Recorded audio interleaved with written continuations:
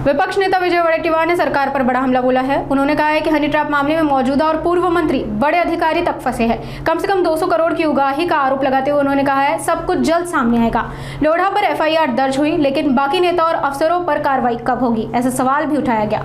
साथ ही उन्होंने सूरज चौहान की गिरफ्तारी की मांग की और किसानों को भिखारी कहने वाले मंत्रियों को तुरंत बर्खास्त करने की बात कही।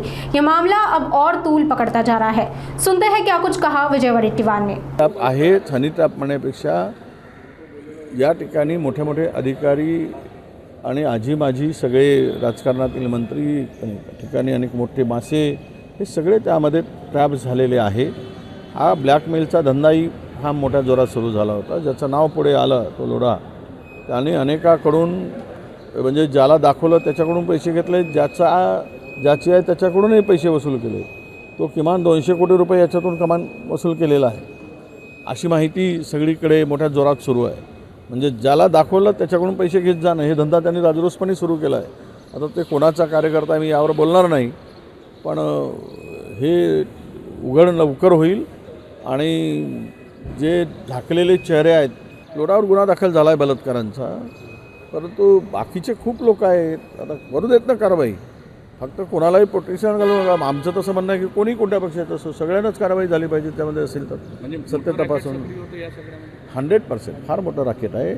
आणि मी सांगेल की तुम्हाला या सगळ्या प्रकरणामध्ये 50 लोक तरी किमान सगळे अधिकारी घेऊन आणि लोकप्रतिनिधी घेऊन आहे त्यांनी हाक दिलेली आहे। म्हणजे खरं तर एवढ्या पद्धतीने ज्या पद्धतीनं त्यांनी त्या छवाच्या कार्यकर्त्याला मारलं आणि एखाद्यावर कारवाई करताना पोलिसांना छोट्या मोठ्या घटनेमध्ये लगेच उचलतात आणि यामध्ये त्याला अटक करत नाहीत, म्हणजे त्याला सरकारचं प्रोटेक्शन आहे, सरकारचं त्याला समर्थन आहे या मारहाणीला, असा त्याचा अर्थ होतो।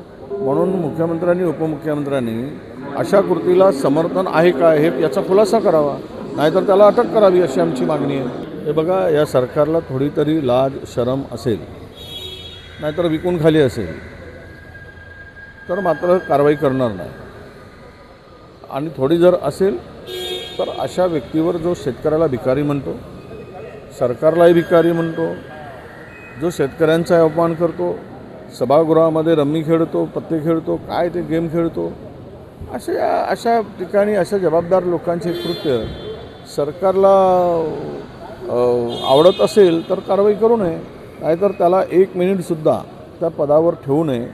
जर सरकारला कुठे ना कुठेतरी थोड्याशा महाराष्ट्राच्या एकूण शेतकऱ्यांच्या संदर्भात जाण असेल, शेतकऱ्यांचा कळवळा असेल, शेतकऱ्यांच्या संदर्भात थोडं तरी प्रेम असेल, तर अशा ठिकाणी त्यांनी त्वरित कारवाई केली पाहिजे। अन्यथा हे सरकार शेतकऱ्यांच्या संदर्भात उदासीन सरकार आहे। या सरकारला शेतकऱ्यांच्या भावनाशी, शेतकऱ्यांच्या प्रश्नाशी काही देणं घेणं नाही।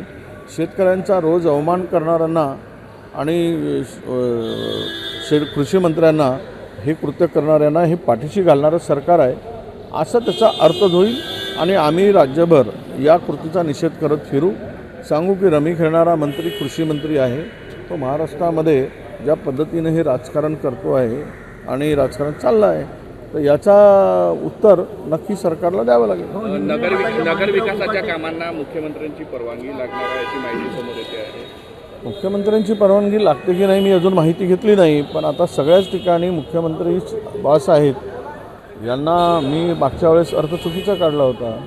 बैलगाडीचे मालक सध्या देवेंद्र फडणवीस आहे आणि बैलगाडी खेचणारे सध्या 2 जण बारामतीकर आणि ठाणेकर आहेत। त्यामुळं नागपूरकरांचा वर्चस्व तो कायम ठेवण्यासाठी सगळे अधिकार त्यांनी स्वतःच्या हातात ठेवले असतील। पण मी एक सांगतो की कुठे ना कुठेतरी या ठिकाणी बैलगाडींच्या ज्यांच्या हातात बैलांचे दोर आहेत ते ओढण्याचं काम, कासरी ओढण्याचं काम जोरात सुरू आहे, एवढा त्याचा अर्थ निघतो। ते आता कळेल कोण कोण आहे त्याच्यात, ते दाखवणं, त्याचे पुरावे आहेत ते दाखवले जातील आणि सगळं ओपनही होईल। जरा बाबू धीरज रखो, जरा सब कुछ खुल जाएगा और सब ओपन हो जाएगा असंच आमचं त्यांना सांगणं आहे। हनी ट्रॅपचं केंद्र नाशिक आहे का? नक्कीच नाशिक आहे, सुरुवात नाशिक आहे, काही पुण्यातले आहेत, अनेक ठिकाणी आहेत. हे जे हा सरकारचा खेळखंडोबाच झाला आहे. म्हणजे या सरकारला हे सगळं प्रकार पाहताना या सरकारच्या संदर्भात लोकांमध्ये जी चर्चा आहे तर किती आरोप झाले तरी ते आमच्याकडे एक असं म्हणतात की एक बेशरमाचं झाड आहे.